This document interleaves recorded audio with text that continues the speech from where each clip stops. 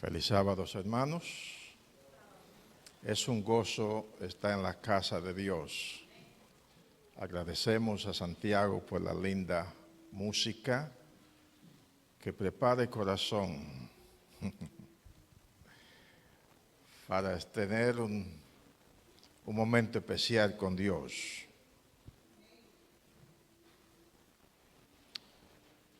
En el Evangelio de San Juan,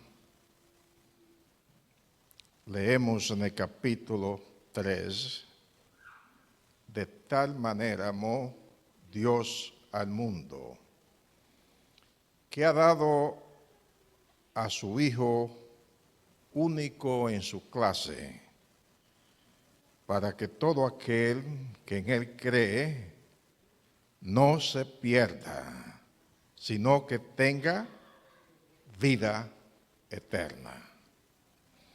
Dios no envió a su Hijo al mundo para condenar al mundo, sino para que el mundo sea salvo por Él. El que en Él cree no es condenado, pero el que no cree ya ha sido condenado, porque no ha creído en el nombre del unigénito Hijo de Dios. En esta mañana voy a seguir con el plan de presentar la enseñanza teológica de la Iglesia Adventista. Y quisiera dar un breve resumen de lo que se llama el plan de salvación. Y para hablar de salvación tenemos necesariamente que hablar del pecado. El pecado llegó al mundo, él no fue invitado. El pecado es un intruso. Y a la vez se convirtió en el aguijón de la muerte. El pecado causó una distancia entre el hombre y Dios. Una distancia física y una distancia de naturaleza. Dios es santo. Y el hombre, debido al pecado, está sucio, está inmundo. De hecho, la Biblia nos dice en Isaías 64:6, cuando habla del hombre, está hablando como trapo de inmundicia. Esa es la condición humana. Las ropas sucias del hombre causaron una distancia con el Dios Santo. El pecado causó un abismo entre la humanidad y la divinidad. Noten, un abismo, una gran distancia. El pecado creó un paréntesis que encerró al hombre en una existencia temporal miserable y lo separó de la eternidad. Los que saben o entienden matemáticas, yo no entiendo mucho, pero aquellos que saben, entienden que para resolver una ecuación lineal hay que suprimir o eliminar el paréntesis. Hay que eliminar el paréntesis. el paréntesis del pecado es la mayor necesidad de la humanidad. El hombre no puede llegar a la plenitud de su vida si el paréntesis del pecado no es suprimido. Por eso, cuando hablamos del pecado, estamos hablando que es un acto de rebelión contra Dios. No es simplemente una acción equivocada, se equivocó, es una rebelión. El hombre está en rebelión con su Dios. El pecado, y eso nos lo dice a Pablo en Romanos capítulo 3 del 10 al 18. También el pecado pervierte el corazón, ha corrompido el corazón, la esencia del ser humano. Jeremías 11:8. También el pecado es un poder esclavizante. Romanos 6 y 12. Noten cómo lo presenta el profeta Isaías. Y voy a leer en Isaías 49, 24 y 25. Y aquí hay dos grandes interrogantes. Dice el profeta, o pregunta el profeta, ¿será quitado el botín al valiente? ¿Será rescatado un tirano?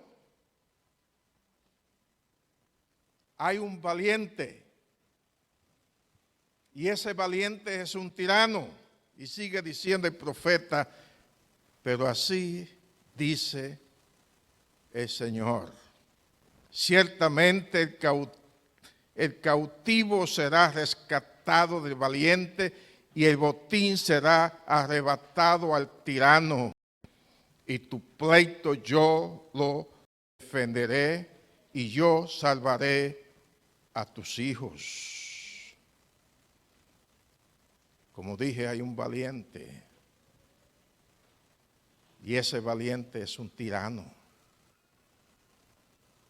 Y el nombre de ese valiente, de ese tirano, es pecado. Y el nombre del pecado es Satanás. Y ese valiente tirano es un carcelero. Y ha encerrado a la humanidad en su cárcel. Y el profeta hace una gran pregunta. ¿Quién peleará con el valiente? ¿Quién? ¿Quién va a pelear con el valiente? Y Dios se comprometió a hacerle frente al valiente y a arrebatarle el botín al tirano. ¡Qué maravilla! Dios se comprometió. Ustedes recuerdan cuando Saúl estaba peleando con los filisteos y allí se apareció un valiente, un tirano, y desafió al pueblo de Dios. Y hubo uno,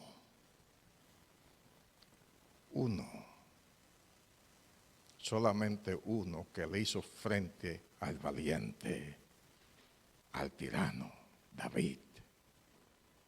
Y David vino a ser un símbolo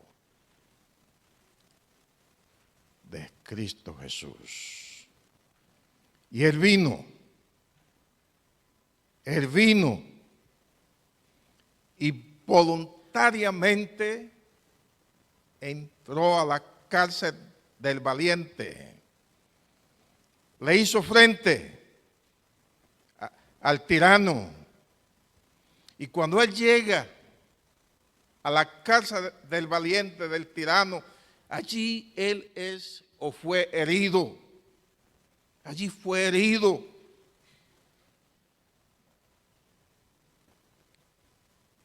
La muerte salvífica de Cristo no fue un accidente de la historia. Fue un diseño divino con un propósito salvífico. Noten cómo Lucas lo dijo en Hechos 4, 27 y 28. Y Lucas está narrando aquí lo que aconteció con Jesús.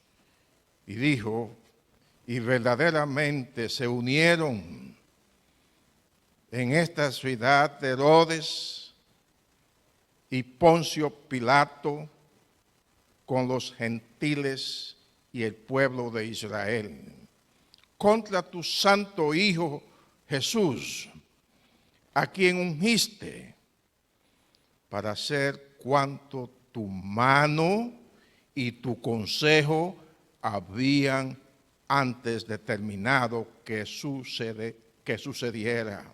¿Quién fue que determinó? Pilato, Herodes, los gentiles, los judíos. No, Dios determinó. Hubo una unión trazada por Satanás. Sí, Herodes, Pilato, los gentiles y los judíos se unieron con el propósito de destruir al Mesías. Sin embargo, sería trágico pensar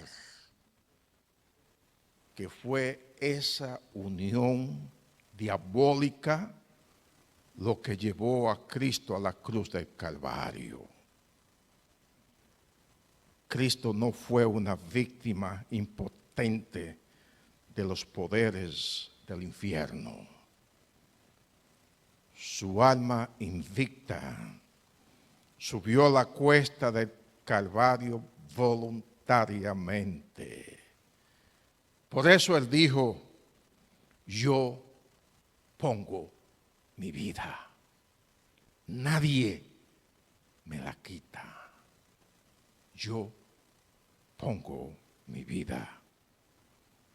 Nadie me la quita. También Isaías, profetizando de este gran evento, de lo que iba a acontecer en la salvación humana, Isaías en capítulo 53 dice, Él, Cristo, sufrió, ¿qué cosa? Nuestros dolores. Mas Él fue herido por nuestras rebeliones, molido por nuestros pecados. Por darnos la paz, cayó sobre Él el castigo, y por sus llagas fuimos nosotros curados. Todos nosotros nos descarriamos como ovejas. Cada cual se apartó por su camino, mas el Señor cargó en Él el pecado de ¿quiénes? De todos nosotros. El Señor quiso quebrantarlo, sujetándolo a padecimiento. O sea, fue un diseño divino. Fue una muerte expiatoria. Jesús murió por el pecado. Cuando Jesús subió a la cruz, Él fue allí en castigo del pecado. No que Él cometió pecado, Él nunca pecó, por el pecado suyo, el pecado mío, le fue imputado a Jesús. Y Él pagó. Él pagó. Su muerte fue una expiación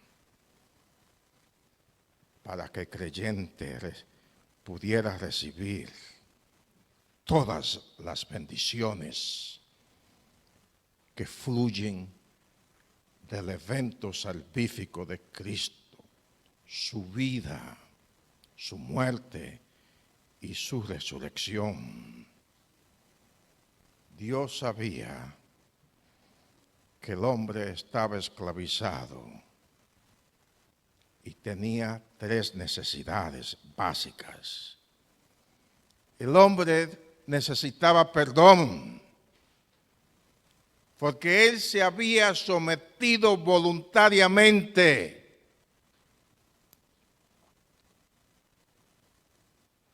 Voluntariamente al pecado, al yugo del pecado, voluntariamente. Nadie obligó al hombre a que pecaran, y nadie obliga a usted a pecar, nadie. Necesitaba liberación.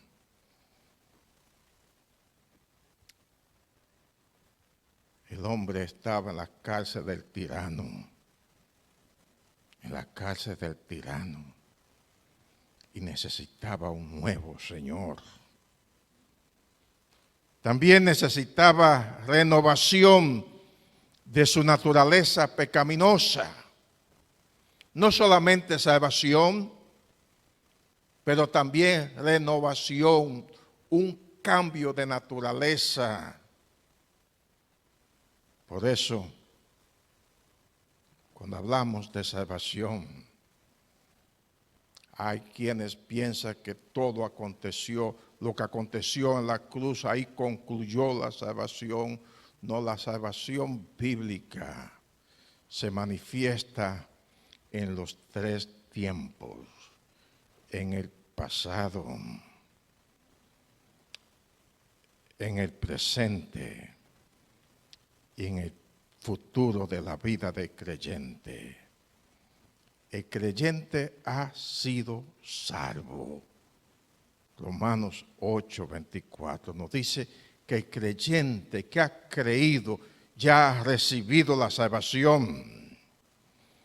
El creyente está siendo salvo, hay un proceso, está siendo salvo.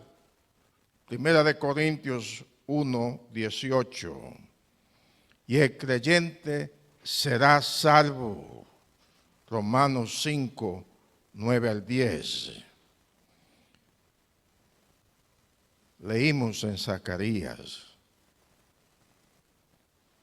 esa escena que se presenta allí del sumo sacerdote. Ilustra cómo Dios justifica al pecador que recibe su salvación. Y vamos a leer de nuevo a Zacarías 3.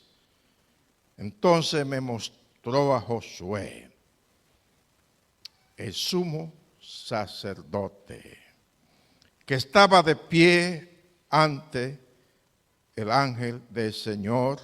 ¿Y quién estaba allí también? Y a Satanás, que estaba a su mano derecha como parte acusadora. Satanás estaba haciendo el papel de un fiscal. El ángel del Señor le dice a Satanás que te reprenda el Señor, que ha escogido a Jerusalén. Que el Señor te reprenda, Satanás. ¿Acaso no es este un hombre? ¿Acaso no es este hombre un tizón apartado del fuego. Ahora noten, Josué estaba vestido con ropas sucias en presencia del ángel.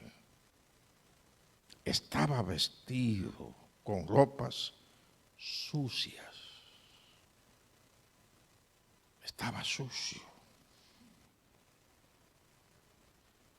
Así que el ángel les dijo a los que estaban allí, dispuestos a servirle, quítenle las ropas sucias.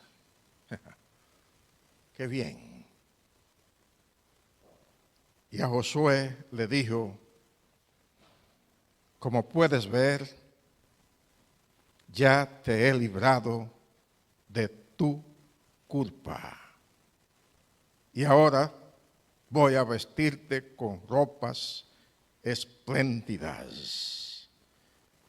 Las ropas sucias significan ¿qué cosa? El pecado. El pecado, la culpa. Entonces dije yo, póngale también un turbante limpio en la cabeza.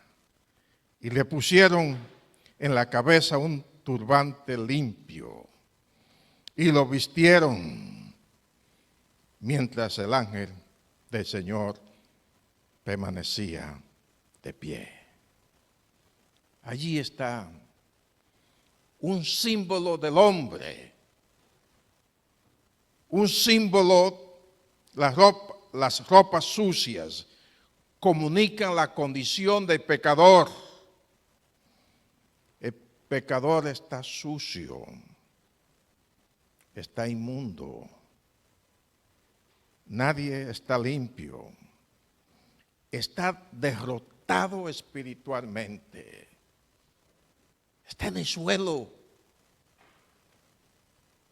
¿Dónde está el orgullo humano?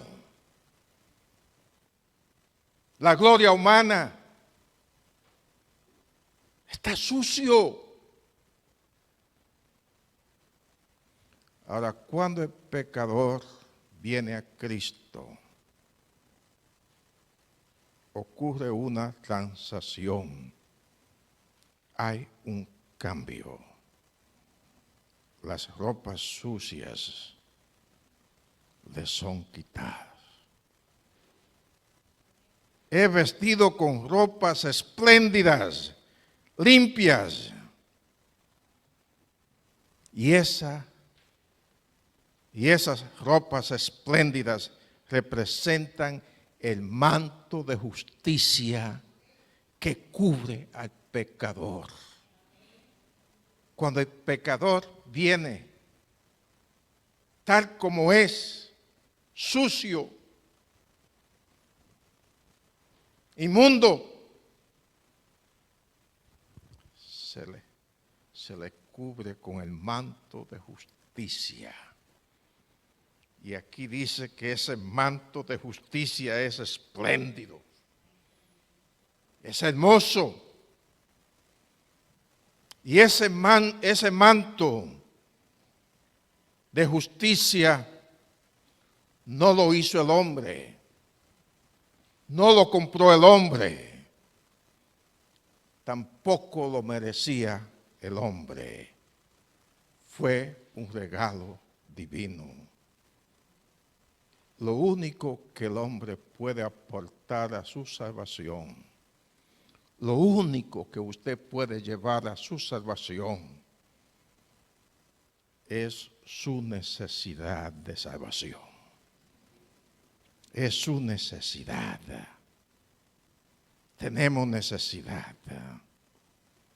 Por lo tanto, cuando hablamos de salvación, estamos hablando de la justificación.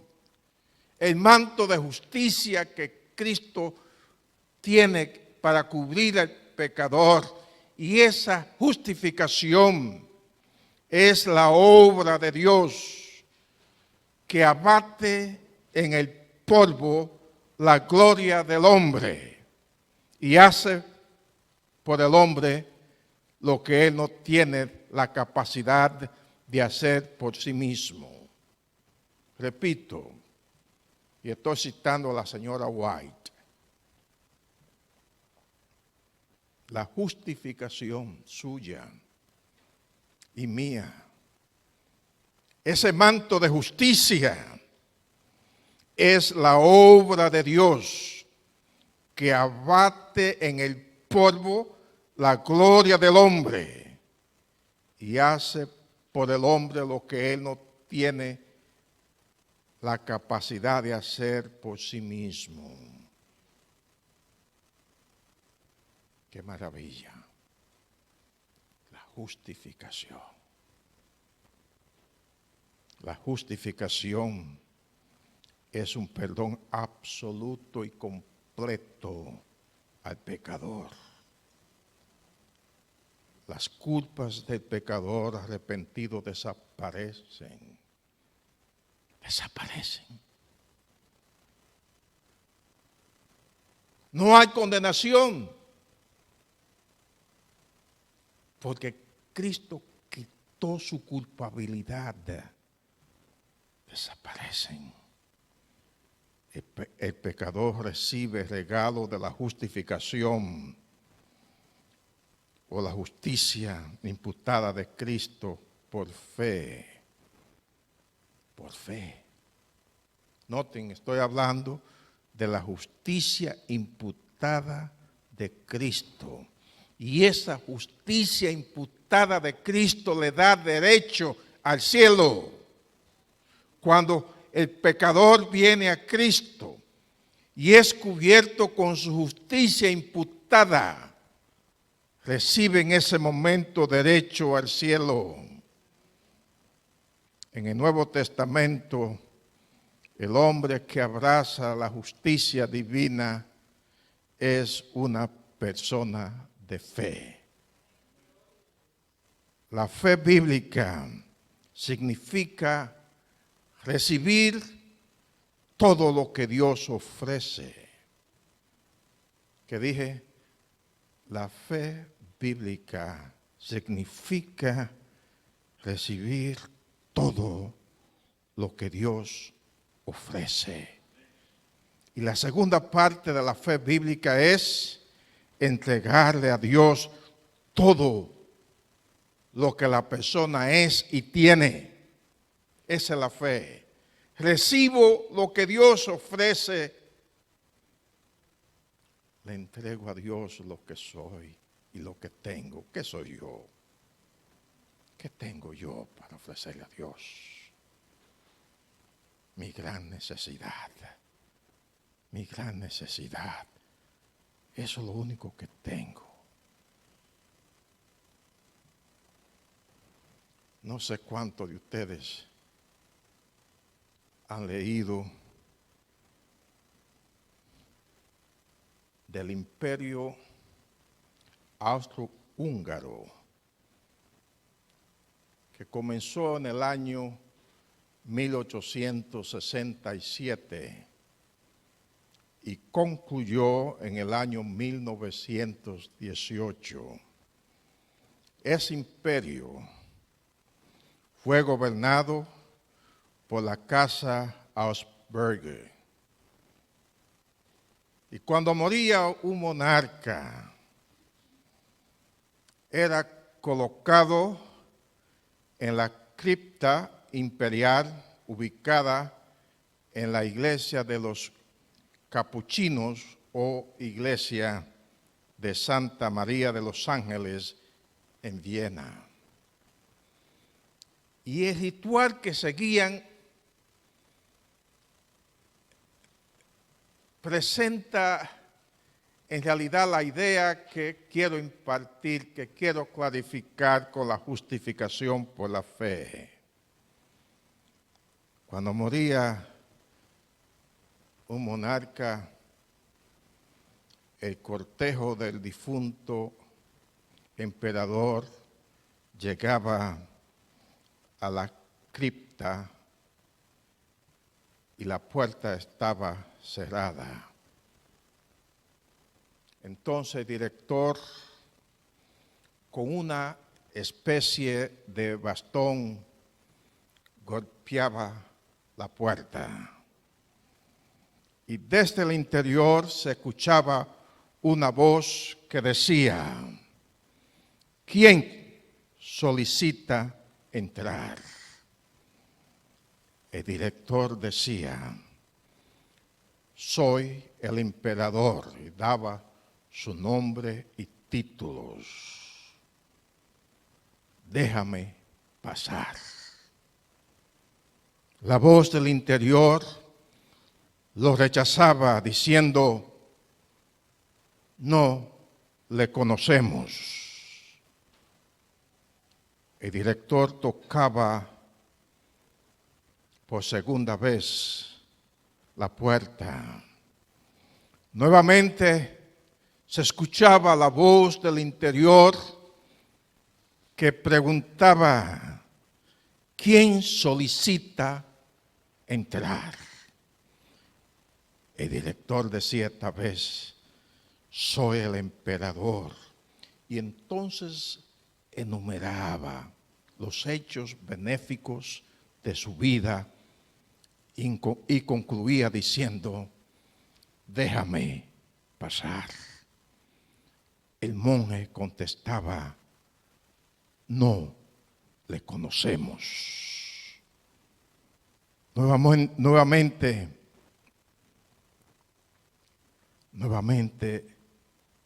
el director tocaba la puerta por tercera vez. Y nuevamente el monje preguntaba: ¿quién solicita entrar? Y esta vez sin título, el director decía: soy tu hermano, un pobre pecador, déjame pasar. Y esta vez la puerta se abría y el difunto era colocado en el lugar de su reposo. Un pobre pecador. La posición social no nos da derecho a la vida. La nacionalidad.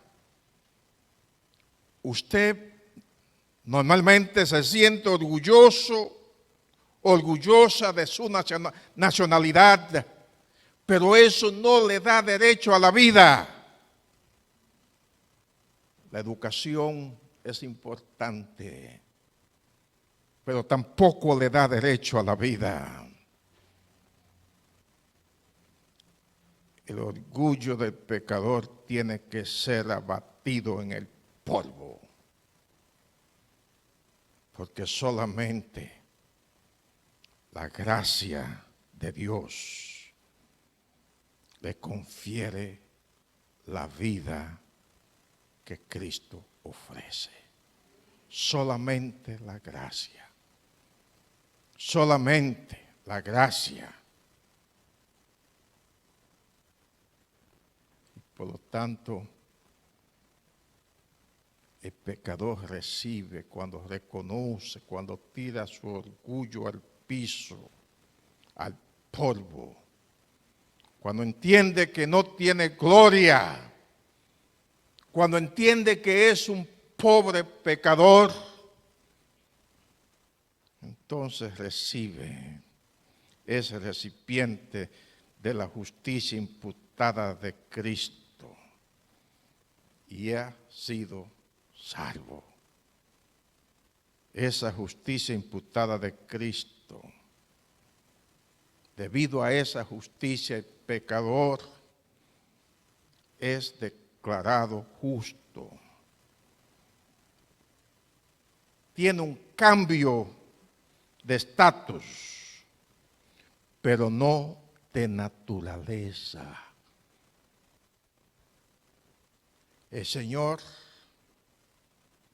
viste el pecador con su justicia, pero todavía el pecador está sucio, no ha cambiado su naturaleza, solamente ha cambiado su ropa, su estatus.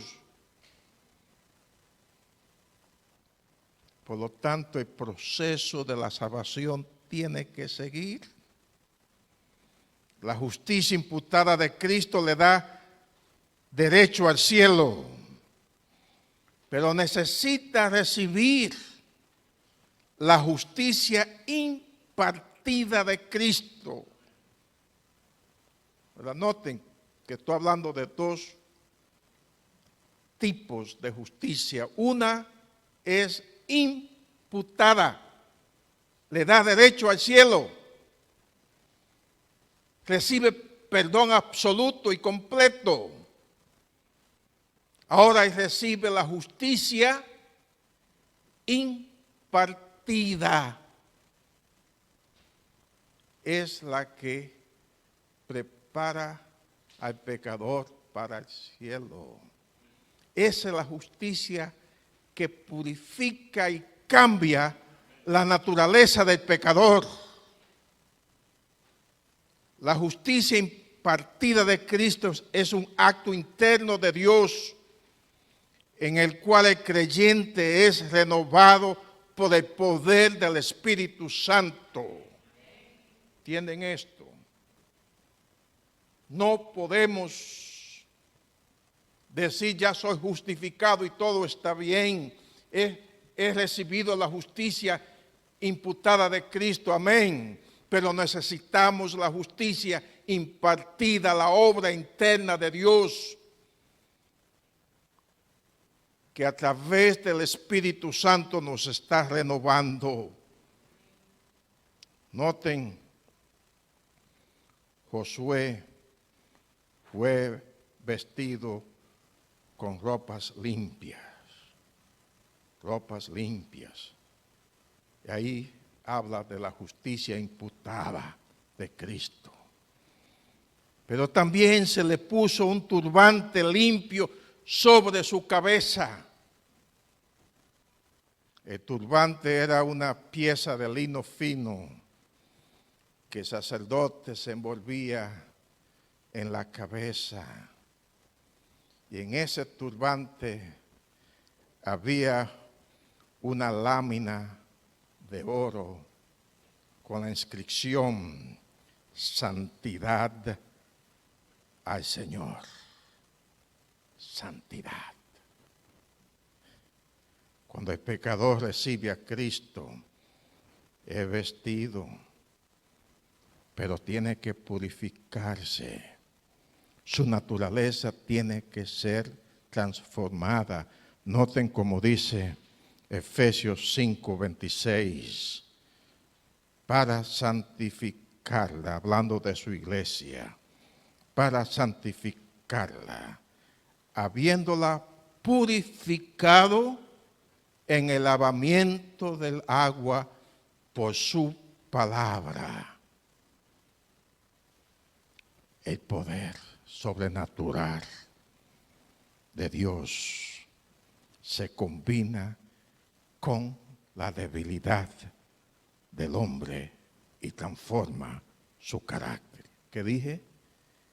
El poder sobrenatural de Dios se combina, viene al hombre débil.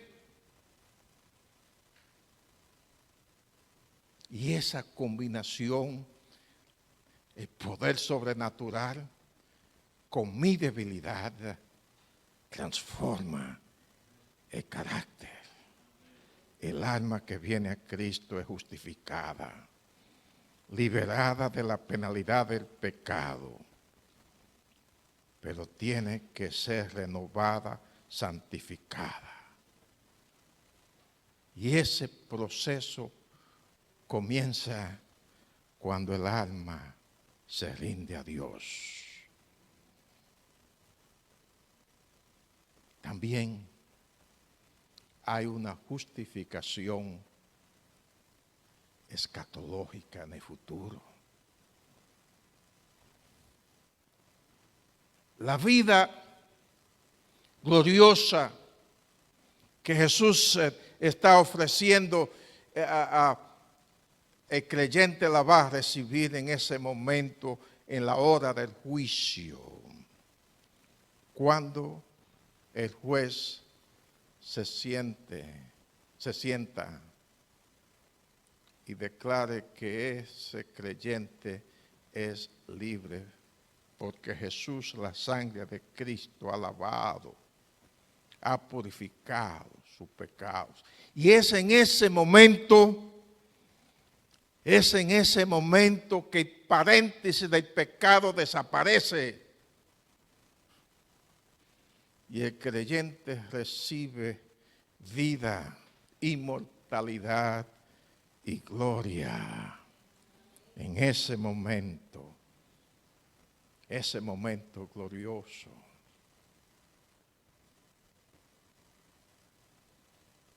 Leí una declaración atribuida a Martín Lutero. No la leí directamente de algún libro o artículo que Martín Lutero escribiera, sino que lo leí de una segunda fuente, pero se la atribuye a Martín Lutero. Y él dijo: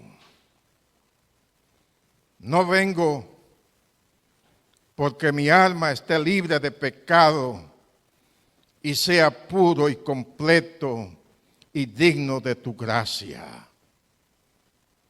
No te hablo porque alguna vez he guardado tus mandamientos fielmente y puedo estar en tu presencia.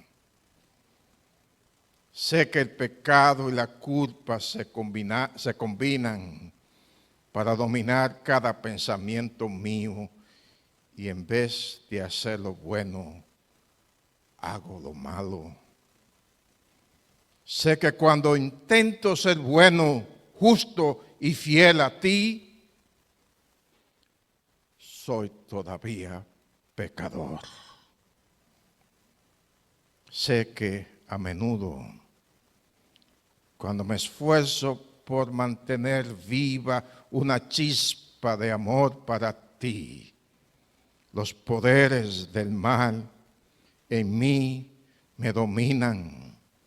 A menudo adormecen mi sentido de deber y me empujan de vuelta al pecado.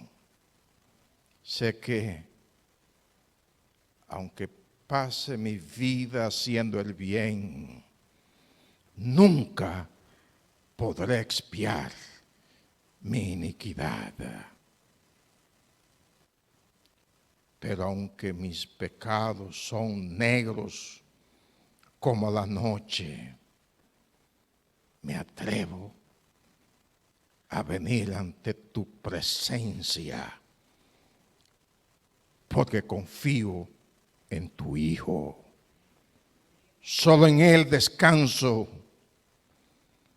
Voy confiadamente a tu trono de gracia y allí comulgo contigo.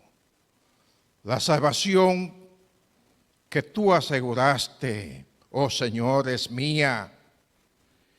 Y aunque soy indigno,